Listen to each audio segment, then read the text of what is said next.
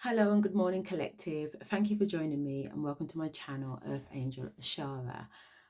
Today, I'm going to be talking to you guys about triggers. You will see from some of my other videos that I've been talking about something that I've termed the trigger challenge. And what is the trigger challenge for me? The trigger challenge is feeling a trigger in your body or knowing that someone's trying to trigger you and not taking the bait, or recognizing that when that act is done or something is said, you no longer get that reaction inside. You no longer respond in an angry, toxic, negative way, because actually I've done some healing with that particular issue. So therefore, it no longer forces me to respond in the same way that I did before. Okay, so this week has been a crazy week for triggering. Okay, so I've had a number of events this week that has kind of taught me that the journey that I'm on, progress is being made. Because if not, you know, heads would have been off. Let's put it that way. Shasha would have been out, guns blazing, and it would have been fire. Don't get me wrong, to some people it might have felt that Sasha was definitely out the bag, and if that is the case, then I apologize in advance, because it's always with love and light. And at the end of the day, if I'm being triggered, then obviously I must be triggering the other person too, or the other situation, because that's usually how it works. You feel a particular way inside, so you automatically react, and your reaction will deliberately set off a chain reaction in somebody else, because you're going to say something. You're going to say something deliberately to that person to piss them off. You're going to say the things to that person that you know is going to hurt that person, because that's what a trigger does. A trigger brings up some bullshit in us. We feel some anger, some hurt, some fear, some disappointment, and instantly we reflect that on the opposite person or even the people around us. And that's often what we do. And I've been a complete perpetrator of that. For years and years and years, I've projected my trauma on the people around me that I love the most. And I think now I'm coming to the realization, and I think it's quite, it's quite an emotional thing for me, because you only want to love people, don't you? You only want to be the best that you can possibly be for someone else. And then kind of when you realize that actually you may have been the toxic person, it's hard to accept that you might have been a toxic person in a situation. But do you know what? Today I put my hand up, and with love and light to myself and no self-harm, because I don't believe in self-harm. And self-harm doesn't necessarily mean physical self-harm. It can be mental, physical. As I said, it's spiritual and emotional abuse that we give to ourselves. Okay, that is self-harm. Our behavior and how we treat ourselves can be deemed as self-harm.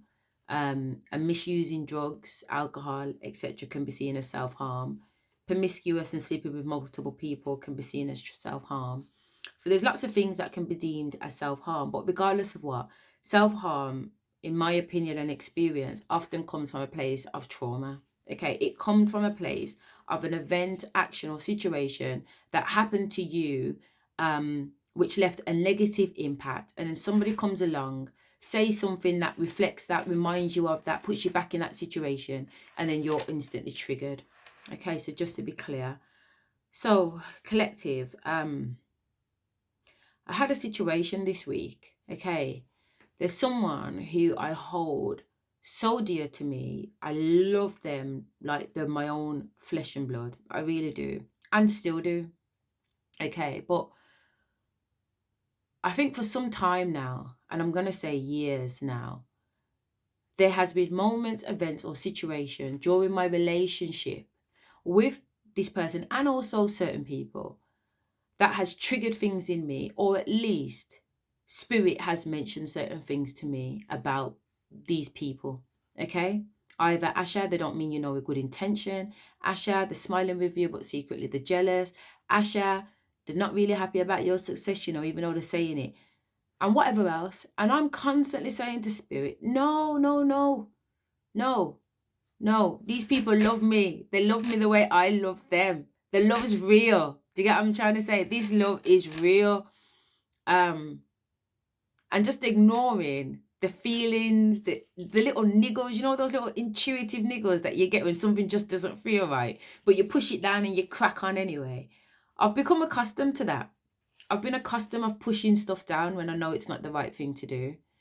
And an example of that would be a situation I had this week where someone called me, and I love esteeming people. I love raining positive vibes over people, etc. But you know, you get those people where a lot of the time, at 10 conversations, 2 conversations are about you, and the rest of the time it's about them. Okay, fair enough. Sometimes it bees that way, innit? It's not everybody you chat to is going to fill up your cup, innit? More time your cup will be getting filled up by someone else. So it's calm.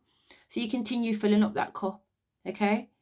But then you realize that as much as you're filling up the cup, there's still a level of energy being taken from you. Okay? And to the point where in the relationship, you start to feel somewhat depleted. You start to feel drained. Okay? Sometimes you don't even know what's going on. Okay? You just know that every time you talk to that person, you come off the phone and you feel depleted. Okay? And there's a term for people like that. They're called energy vampires. People that come into your life and suck the shit out of you. It don't matter how your day was blinging. It doesn't matter how you jumped on the phone. Guess what? You never guess what? This and that happened to me today, and you're going and you're like, really? Well, this is what happened to me. Yeah, I couldn't pay my bills. My man whatever it is, because there's shit going on in everybody's life.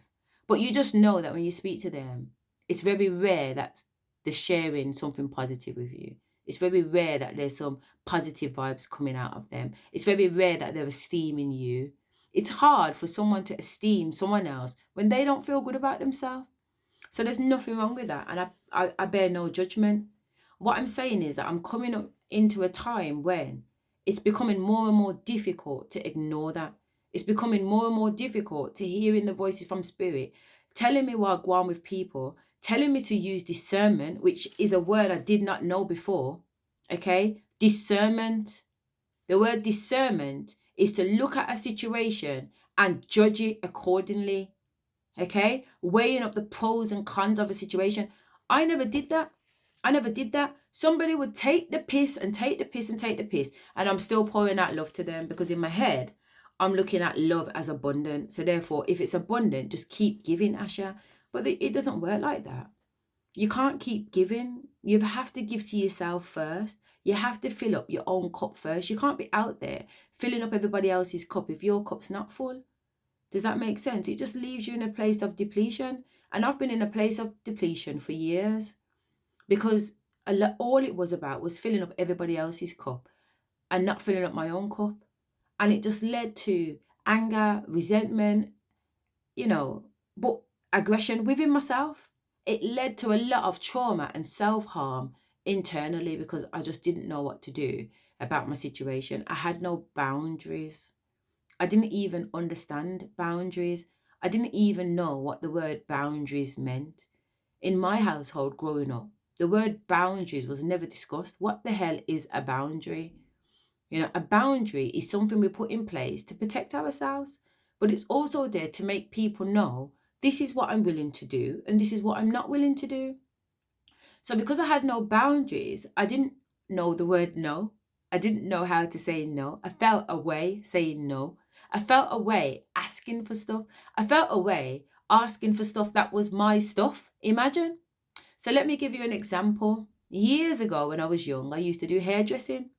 And I used to go around to people's house and do their hair.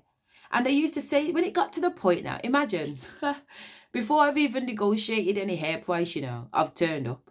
Okay. I've started the head. I still ain't told them or asked them or negotiated no cost. The head's done now and I ain't still asked no cost. So when they turn around to me and say, yo, Asha, how much is my hair going to cost? I'm freaking out inside, because I don't know my worth. I do not value my worth. I do not value the 3.5 hours I've just sat down here doing that head. So I turn around, more time, believe me, more time, I turn around and say, it's going to cost £10.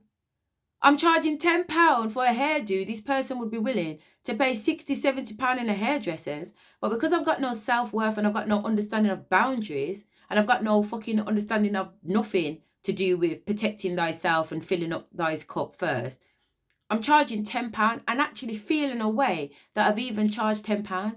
And here the people, are you sure? £10. And they've given me the £10.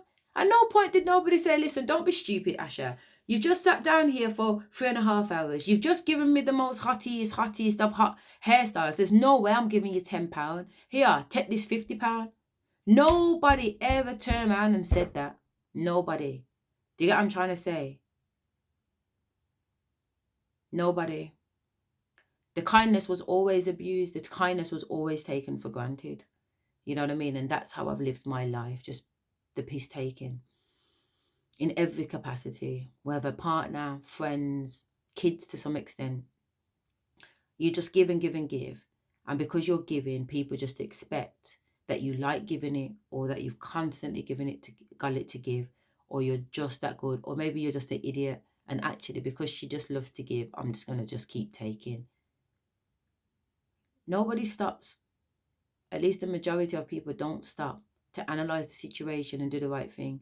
Nobody stops to say, you know what, that's not right, don't do that. I can count on my one hand the amount of people that have stopped me in my track and said, Asha, do you know what you're doing? There was a lady that I used to work with, well, not even work with, she used to run a house for children that I looked after by social services. And she came to my office once because I had a few of her kids in my school. And she was watching me like all day. I was working and we were there chatting because me and her developed a close relationship. And she sat at one of the board table in my office. And she turned to me and she said, Asha, who are you really here to save? The kids or the staff? And I said, you know what? I'm here to save everybody, I'm here to save everybody. I'm going to do what I can do to help every single body. You know what I'm saying? That's what I feel like that's what time it is. And she said, no, Asha. She said, I've watched you today and I've watched you run up and down. And I'm telling you now, it's either the staff or the kids, but it can't be both. I said, what do you mean? She said, listen. She said, if you want to run yourself in the ground and end up with nothing at the end of this, then you carry on the way that you carry on. But if you really want something to come out of this, then you need to make a choice out of the staff or the kids. And I didn't understand what she meant at the time. I really didn't, because at the time I had a whole heap of people in my school getting paid for doing a job that they just wasn't doing. And it never mattered how many times I opened up my house, cooked food, had everybody in there, training, teaching people how to do the job.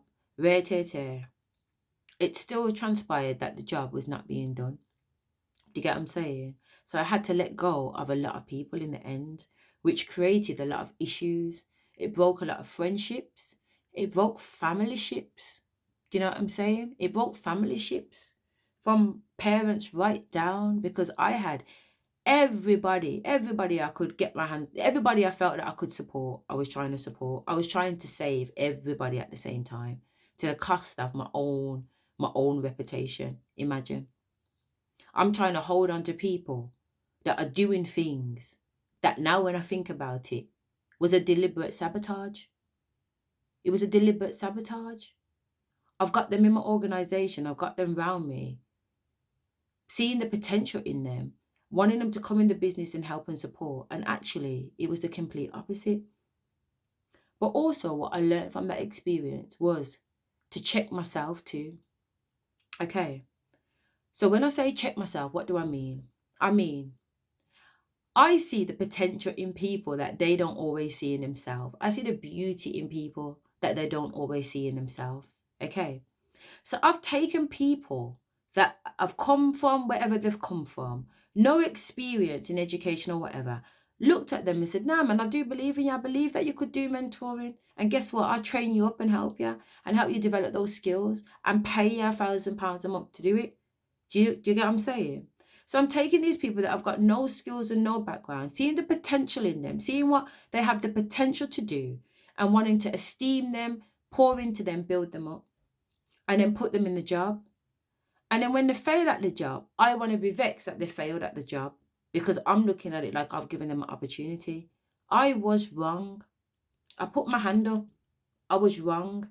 And if you're watching that video and you've worked in my school and I've put you in a position, yeah, which had higher expectations than what it was or what you thought it was going to be or what you had signed up for, I apologize to all of you today because it was unfair for me to pick you up and put you there. Okay? It was unfair for me to want to fast track your life when probably God the Creator wanted you to go on a completely different direction so you could learn the foundational skills. So when you stand up strong, you're standing on a house built on rocks, not sand, because that's what it is. But I didn't have that knowledge before. The knowledge I had before was that I was going to take people and I was going to support them and help them because I seen the potential. Very egotistical. A very, very egotistical position to be in. A very, very egotistical pattern of behaviors I've had. How dare I think I'm here to save people? How dare I think I'm here to pick up anybody and put anybody on any path? That's not my job. That's not my job.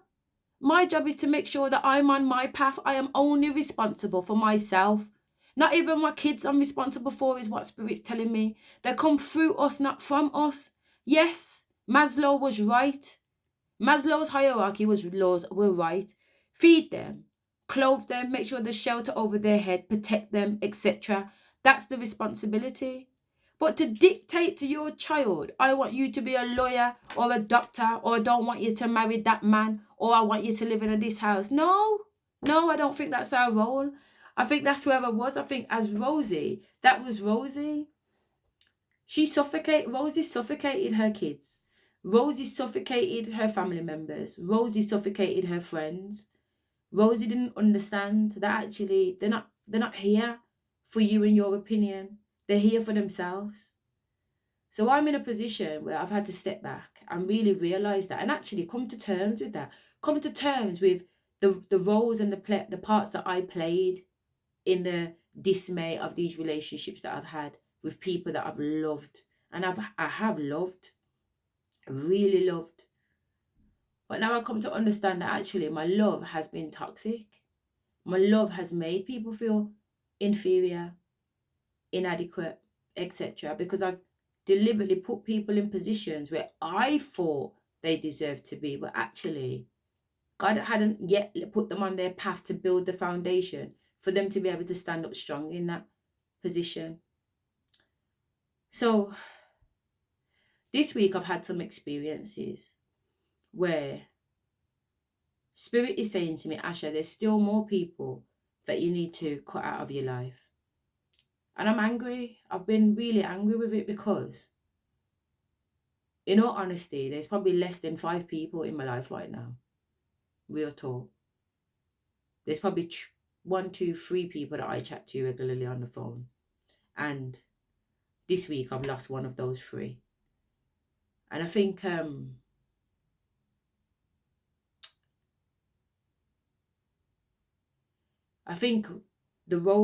my rose and my divine feminine is traumatized because I'm like, bloody hell, man. I can't afford to lose any more people, Asha. There's gonna be nobody around you. Do you know what I mean? There's gonna be nobody around you.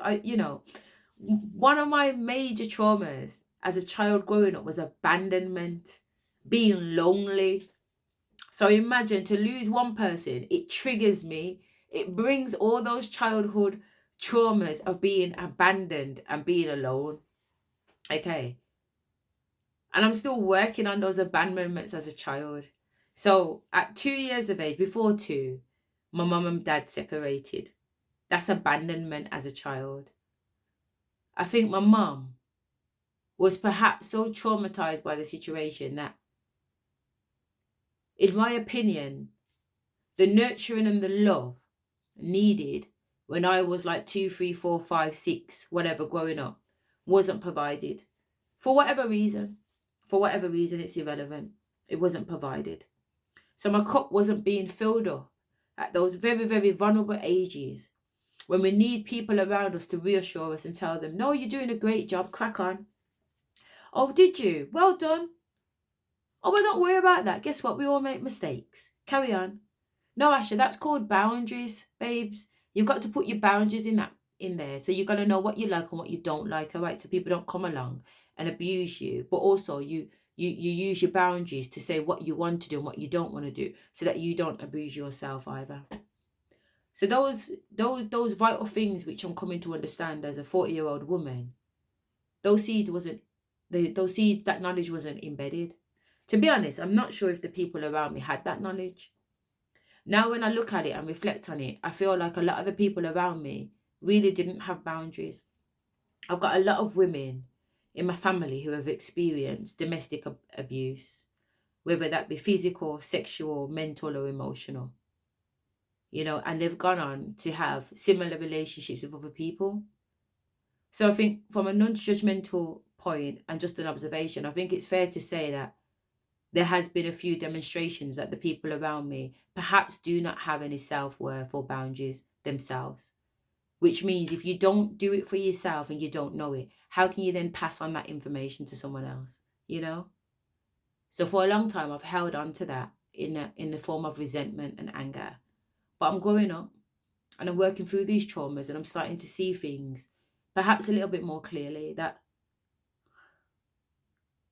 we're just all kids living out childhood traumas, aren't we? We're just kids living out childhood traumas when we don't sort that shit out. If you don't sort it out, you just keep reliving and reliving those experiences. So you have to start to work through it. You have to start to bring it up to the surface and deal with it. So this week I've lost one of the three of those people. But hear the scenario, okay? Because this is how ignorant it is. This is how attached. This is how I know that I'm still working on abandonment issues and being alone. Because I'm on the phone with an individual this week and we're having a conversation and I'm pouring into them. Do you get what I'm trying to say? I'm pouring into them and I love them, I do. And as I'm pouring into them, Spirit's saying to me, do you know how much energy you're giving right now, Asha? You know that you could be on YouTube doing some constructive video to the masses, helping people, talking about your experiences, but you're on this telephone call. And I'm saying to Spirit, no, just allow it. Don't come around here with that. I'm here to help. And if I can help, I'm going to help. Love and light. Love and light. And Spirit's like, okay, then carry on. So anyway, we end up talking. And then I end up telling her something about someone who she holds near and dear, but she's not, this person isn't in connection with them. And it triggers them. It does. It triggers them.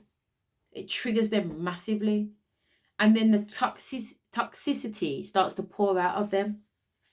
The judgment, the anger, the resentment, the how dare they, And I turned to them and I said, you know what? Don't judge. Don't judge, man.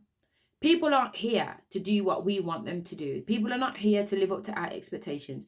People are here on their own journey to do what they want to do. Yeah, but what if the shoe was on the other foot? What if it was you? Tear. And I said, well, to be honest, it is me. It is me too.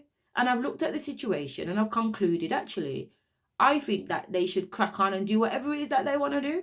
Far be it for me to tell them what they should or shouldn't do. As long as they're safe and as long as they're whatever decisions they make in life, they're the ones that are going to have to sit down with it. They're the ones that are going to lie in that bed after they make it. So I don't have any judgment. And to be honest, I'd have to be quite hypocritical to judge them when I don't feel that way. Do you know what I'm saying? Without going into details. So anyway, they've got upset, etc. And I've the one I put down the phone, like Spirit said, watch them put down the phone on you now. So just before they put the phone down, I said, you know what? Don't make this all about you. Don't make this all about you. Collective, we've got to stop making things about us, You get what I'm trying to say? Or recognizing when it really is about us. You've got to be able to distinguish, am I upset about this because the person's done tear? Or am I upset about this because something in me has been triggered about this? And that's what we need to work on. This is what we need to work out. So after the first conversation and the phone went down, Spirit says to me, text the person back and end the relationship, Asha. Text them back and end the relationship, Asha.